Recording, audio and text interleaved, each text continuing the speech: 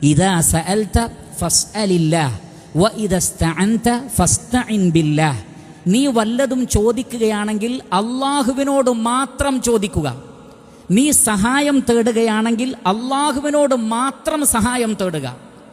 എന്ന് പറഞ്ഞാൽ വിഷമഘട്ടങ്ങളിൽ, പരീക്ഷണഘട്ടങ്ങളിൽ അള്ളാഹു അല്ലാത്തവരോട് പ്രാർത്ഥിക്കാൻ പാടില്ല. നബി സല്ലല്ലാഹു അലൈഹി വസല്ലമ പഠിപ്പിക്കുന്നത് അദ്ദുആഉ ഹുവൽ ഇബാദ, പ്രാർത്ഥന അത് തന്നെയാണ് ആരാധന. ഏറ്റവും വലിയ ആരാധന എന്ന് പറയുന്നത് പ്രാർത്ഥനയാണ്. എന്താണ് അള്ളാഹുവിൻ്റെ കൽപ്പന? അമറ അല്ലാ തഅബുദു ഇല്ലാ ഇയ്യാഹ്, അള്ളാഹുവിനല്ലാതെ നിങ്ങൾ ഇബാദത്ത് ചെയ്യാൻ പാടില്ല.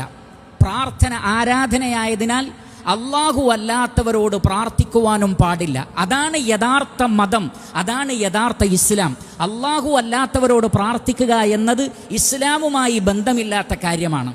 അതുകൊണ്ടാണ് അല്ലാഹു സുബ്ഹാനഹു വ തആല പറഞ്ഞത് വഅൻ അഖിം വജ്ഹക ലിദ്ദീനി ഹനീഫ, നിന്റെ മുഖത്തെ നീ നേരെ ചൊവ്വയാക്കിക്കൊണ്ട് ഈ ശരിയായ മതത്തിലേക്ക് ഉറപ്പിച്ചു നിർത്തുക. ഇസ്ലാം എന്ന തൗഹീദിന്റെ മതത്തിൽ നീ നിന്റെ അസ്തിത്വത്തെ ഉറപ്പിച്ചു നിർത്തുക. വലാ തകൂനന്ന മിനൽ മുശ്രിക്കീൻ, നീ അള്ളാഹുവിൽ പങ്കു ചേർക്കുന്ന ശിർക്ക് ചെയ്യുന്ന മുശ്രിക്കുകളിൽ പെട്ടുപോകരുത്. എന്താണ് അവരുടെ പ്രത്യേകത?